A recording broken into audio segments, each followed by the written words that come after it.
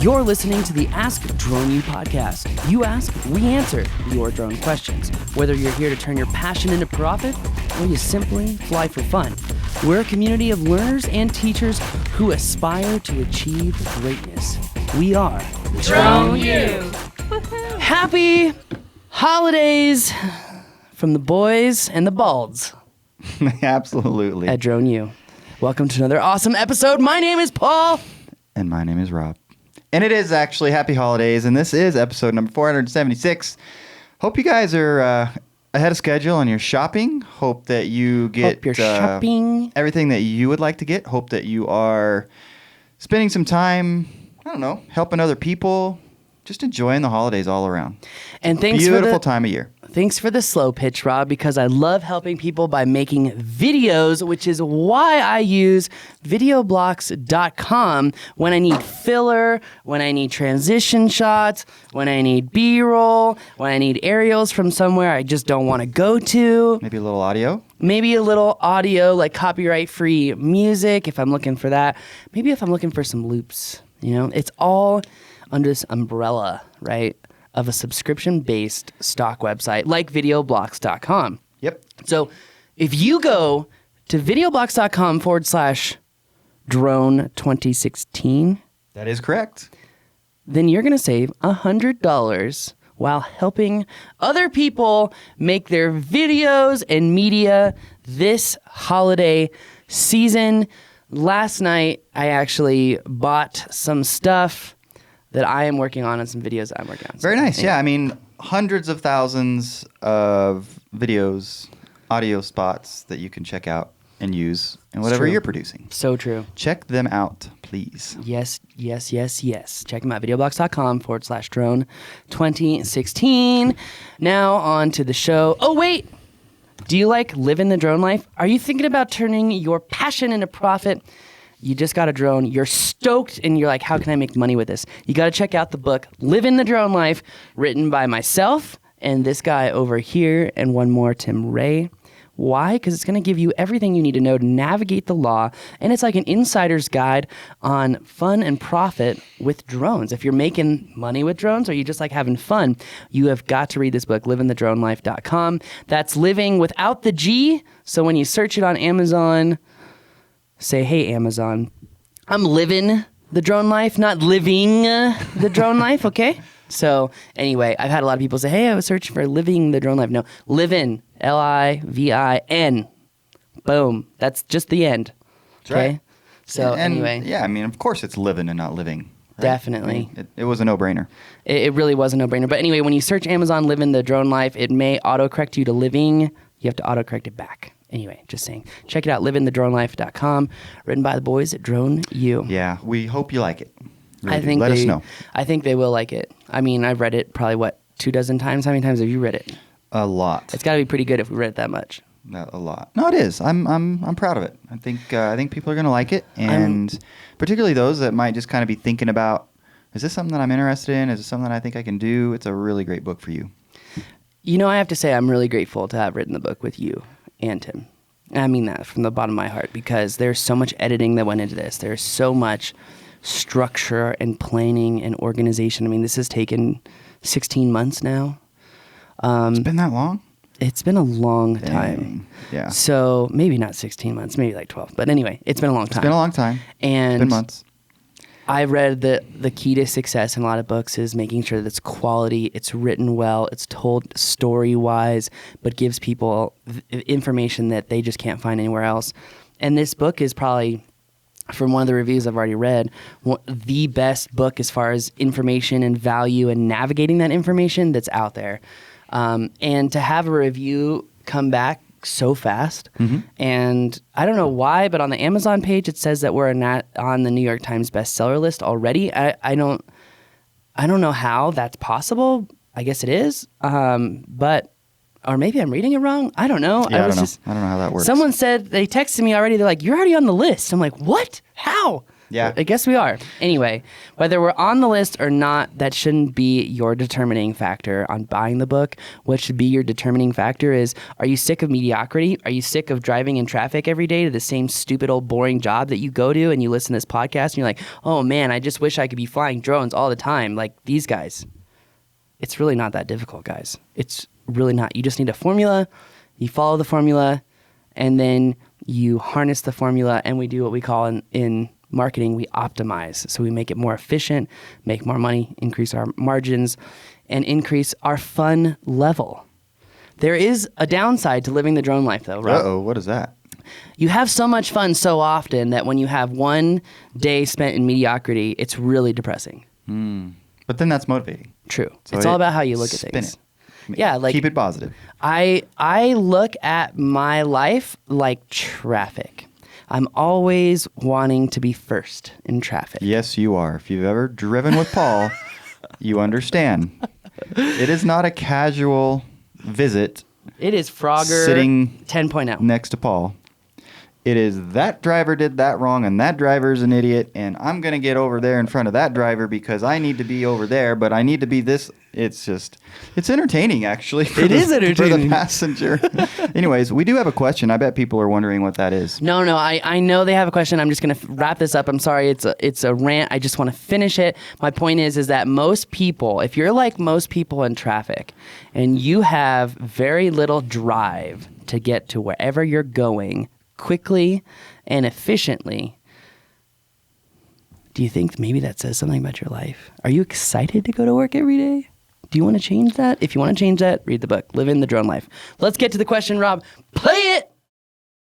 Hi, this is Rick from Utah. Hey, you just had a podcast that I'm absolutely loving about what to do in the winter when things get a little bit slower. And you'd mentioned tower inspections and windmill inspections. My question is, I'm actually a new operator and looking at, I just bought a Phantom 1 for practice. I just also ordered a Mavic, which has been delayed, which I'm not excited to hear about. But my impression is that, say windmill inspections or cell phone towers, is a Mavic okay for that, or do you need a bigger bird to do those kinds of inspections? Number one. And then number two, for somebody who's new, is there something to do besides real estate that you can do, especially to keep busy in the winter? Thanks a lot. Love the show. Rick, thank you for listening. Thank you for sending in your question. We do appreciate it. And if you have a question, go to AskDroneU.com, send it in, be a part of the contest. You might win a full annual membership to the Drone U. So we'd love to hear from you. Get those questions in ASAP. I think it's a great question. A lot of people out there buying Mavics and becoming professionals in 48 hours, Rob. Well, sorry, I was just trying to sound like the news again. I think I did a good job. But anyway, I could see that being a headline. Drone operator buys Mavic Pro from Best Buy and opens business up next day with successful clients. Makes $1 million. Yeah, sure. No. It's a good drone, but maybe not quite the setup for that kind of work. I think it's a great drone. It's a great drone for your family. It's a great drone if you're trying to get to places where you can't really carry a lot of gear. I think it's a great drone for those really, really remote areas where you're trying to sneak a drone in, just being honest here. And it's a drone made for beginners. I think it's very clear to see that when there's a giant shield over the gimbal to protect it in crashes. I mean, this drone is made to take a few wobbles. Mm-hmm. And by wobbles, I mean death crashes to the ground at 20 miles an hour. Anyway, is the drone good for these types of services, though? And the answer is no. Okay, why? I'm going to give 3 reasons that I know of. Number 1, image quality. Sure. Number 2, ability to fly in weather. Okay. Number 3, cold weather, temperature, technology difficulties. For example, I got to do some research really quick. I'm pretty sure. Okay. I'm going to negate number 3 before I do a little bit more research. But number 2 was dealing primarily with wind, right? Yeah, so Mavic, you're going to be highly limited just because of the size of the drone, the size of the prop, and the weight of the drone. And it doesn't have zoom or anything, so you're going to have to try to get close to whatever it is you're capturing images for, and if there's just a little bit of wind, I mean, you're putting everything at risk. Liability up, risk up. Quality of product down, ability for competition to overtake you quickly, very high. Right. That's what it comes down to. If you really want to like look at it as an infographic and say, well, what bar graph should go to 80%? Well, the bar graph of your ability to not do jobs goes to 80%. It's really interesting because this question has come up quite a bit since the Mavic came out, and that is, can I use the Mavic commercially? And we've not really seen any examples of people that have used it successfully. And it hasn't been out that long. I have seen a couple things where people have been using it successfully commercially. I think the question, though, and I'm sure the podcast title is, can you use a Mavic Pro for commercial purposes? I think the better question is the Mavic Pro viable for a real business? And if you are someone who all you bought is a Mavic and you want to make money and you want to do pano missions to slowly build your way out of mediocrity, yes, use your freaking Mavic. But if you are running a real business where this is what you're doing a majority of the time, let me just say maybe a more mature business as opposed to a real business, because if somebody has started a business, it's very real to them. It's a very real entity, and it is something that they're efforting towards. So maybe something that's a little bit more mature in terms of the types of clients that you're getting and the kind of work that you're doing. I think that's a great analysis and perspective, and it couldn't be more true. So I think that's great. Now, if we were to use even say a P4 Pro over a Mavic, image quality right there, we're going to be able to see more in these commercial jobs. We're going to have better detail. We're going to be able to showcase more to the client, and we're going to have a better competitive advantage. We're also going to be able to fly more often because of wind conditions and weather. I have not seen a Mavic battery yet. I know our Mavic is on the way here, and I'm so stoked. But I have not seen if the battery actually has the slots in it to cool the battery down, to make sure it's the most efficient battery as possible. Right. I also don't know. In fact, I'm going to try and pull it up right now because I have this theory that the Mavic Pro battery, that the battery, before I say it, I'm going to look it up. I think it's a smaller battery than the P4 Pro, not based on milliamps, but based on voltage, which if that is the case, and I'm right. Okay, so the Mavic battery is a 3S battery, which means it pushes 11.4 volts, which is the same voltage we would see in a Phantom 2 or a Phantom 1. Okay. Those are very susceptible to cold temperatures. Very, very, very, very susceptible. So this bird is lighter though, right? So it is lighter, but when we're using batteries that are 3-cell versus a 6-cell, my 6-cell battery, how do I say this? The Inspire battery is actually wired as a 6S2P, which means it's wired in parallel twice, which means that if it wasn't wired in parallel twice, it would actually be putting out like 48 volts. Right. So it's stepped down to have the parallel or the redundancy. I don't know how this battery is wired because you normally can't figure out until you actually physically get a battery and look at the specs that are right above the Chinese lettering, or the Chinese calligraphy, whatever you call it. I would say, though, just based on weather and camera quality, I would not buy it. But you're increasing your liability and your risk even more by using this small battery that is not designed for more intense temperature extremes. Like, for example, it was 8 degrees this morning in Denver. You're not flying a Mavic Pro in 8 degrees, period. I think you're going to get 30 seconds of flight time, and it's going to be like, beep, beep, beep. Really? Interesting. Or you're going to fly for a minute or two at 40 feet, and it's going to say propulsion output limited. Interesting. Well, we'll have to wait and hear what some folks that are, obviously we know people there that are using them. Yes. So I'm curious to hear what their experience looks like. So I do think that the Mavic Pro is viable in a young business that's just getting started off the ground and they're bootstrapping. But when someone has a mature business, this is not a drone to viably do commercial applications based on image quality. You can get a better image from now a large majority of birds, even including the solo.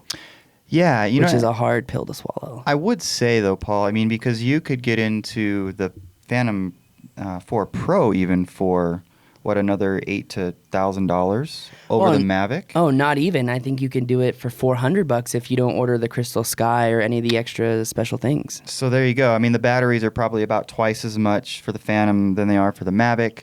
But my point is, yes, young businesses need to bootstrap, but at the same time, if you're not at a point where you can step up to like the P4 Pro when it's not that much more than the Mavic, then you need to sort of reevaluate whether it's time to start your business. True. So the Mavic, I don't know. I mean, it's going to be really interesting as time progresses to see how many people actually use it successfully for some sort of commercial application. But in general, it just seems like more of a kind of a fun drone, like vacation, that kind of thing. Let me give you I a could be couple. wrong. I think it's a great drone for vacation, all of the above, what you just said. Here's another reason. The Phantom 4 over the Mavic is better image quality, and it's not even a better sensor. It has multiple points of redundancy, including multiple IMUs. Right. So it's safer. Right. Right there, I'm not using a Mavic Pro instead of even a Phantom 4.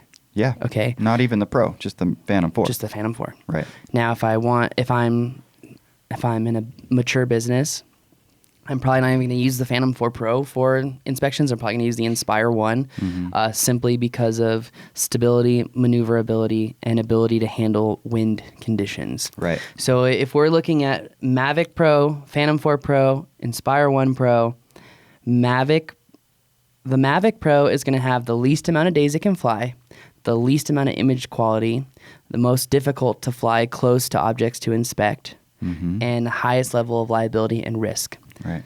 The Phantom 4 Pro is going to have a lower liability and lower risk because of redundancy on the systems. It's going to be easier to fly. It's going to be able to fly more often than the Mavic Pro because of its wind capability, and it's going to limit liability and risk. Now, if we take the Inspire 1 Pro, we're not going to get the same image quality that we would out of a Phantom 4 Pro. Interestingly, but We're now going to have zoom, so we don't have to fly nearly as close, so our liability goes even lower. Our risk goes even lower. Sure. We can fly more days out of the year because we've got articulating landing gear, we've got bigger props, we've got bigger motors, more power. You know, it's like having a truck over an SUV, right? You can just do more with it. Sure. And that being said, the Inspire 1 Pro would be, you know, kind of what you would buy. Now, you brought in the factor of price, right? An Inspire 1 with a Z3 is like $2,500. Wow. That's only $1,400 more than a Mavic Pro. Yeah, I mean it's a lot, but it's not that much. I mean, it just obviously depends on where a person is at. It's not a $6,000 Inspire 2 though. Is my point. Yeah, and I would imagine there's going to be a lot of people buying those Inspire ones with the kind of deal that you can get for them now. That's true. Because they're still pretty darn powerful. I'm sure there's going to be some schools buying Inspire 2s in January too. Interesting. Awkward silence. Yes. Let me hide my credit card. No, it's funny. I'm kidding. I saw someone who's a blogger post on Facebook with someone who used to work with us, and they were picking up new drones, Inspire 2, Phantom 4 Pro, and I really wanted to write, if your blog is past 2 years and you still have to rely on free stuff and you can't buy it yourself, your blog isn't doing very good. But I didn't say that because, well, I learned something from my mom, believe it or not. If you can't say nice things, don't say anything at all. Yes. Anyways, what about the question regarding other things to do in the winter besides real estate? I think, okay, going back to he asked about viability of Mavic 4 Pro. You could, the Mavic 4 Pro. What am I saying? The Mavic Pro. So you heard it here first. The Mavic 4 Pro. Yeah, it'll be out in 5 years. Anyway, the Mavic Pro is viable in commercial applications like drone bases, pano missions that pay $25 a pop. There are 187 here in Albuquerque that can be done right now. Okay, literally right now. All right, and the Mavic Pro could probably take care of like 15 or 20 a week, depending on weather. One other thing popped into my mind. What about construction project progress? I mean, I would think you could use a Mavic for that. Yeah, I think so. Anyways, just a thought. Only thing is you're not going to be able to do any mapping with it because you're True. not going to get accurate data. The data won't be detailed enough Yeah, to get definitely data. not for the mapping element, but just letting investors know how it's progressing, that kind of thing. True. Anyways, That's a good thought. Most of the time that I've dealt with construction site management, though, they're like, well, we would like to be able to do this too, which is like volumetric That's measuring. true. So Yeah, that's again, you really couldn't have accurate data out of the Mavic 4 Pro. But I'm sure some internet trolls will be like, you can map with the Mavic Pro. And then I want to go to that internet troll and bring them into an architecture's office with a civil engineer sitting there and then provide them the data from the Mavic 4 Pro. And the guys just be like, Can't use that. I'll pick it up later, Rob. Don't worry. I know that was your paperwork. Don't worry. I didn't rip it. I almost ripped it. I thought about it. I saw you trying to rip it. No, I wasn't trying. Or I thought about it. I was thinking about ripping it. Yeah. So, anyways, there's obviously if you're in a cold, I mean, you could be in a place that is just so cold, like I don't know, Minnesota, where there's just really not much you can do in the winter. No. Right? In terms of drones. Inspire 2 has self-heating batteries, though. That's true. So if you live in the cold, you could travel. Maybe go to a warm place. That's what I'm doing next week. Do some hotels in a warm place. I'm out of here, Rob. I know you are out of here. You're always out of here, going to fun and exciting places, living the drone life. It's so funny. This morning, I was like, I'm going to go in and tell the Bald Bureau that I'm taking a year off. Not a year off from work, a year off from Albuquerque. I'm going to go live somewhere else for a year if it's the last thing I do. I think we all want to try that. Well, let's go do it together then. But you guys can pick different places. Okay. Fair enough. You guys go pick your place. I'm going to go pick mine. I don't think that was a hint. That was a... You I'm kidding, not Rob. invited. Ilker's invited, though. Yes, I'm sure he is. Ilker's always invited. As long as he brings whiskey, he's invited. So, as he gives me the thumbs up. Anyway, all right, well, my phone is blowing up once again, which means it's time to go. And on that bombshell, that's going to do it for us today. My name is Paul. My name is Rob. And please check out our new book, Living the Drone Life. Bye, guys.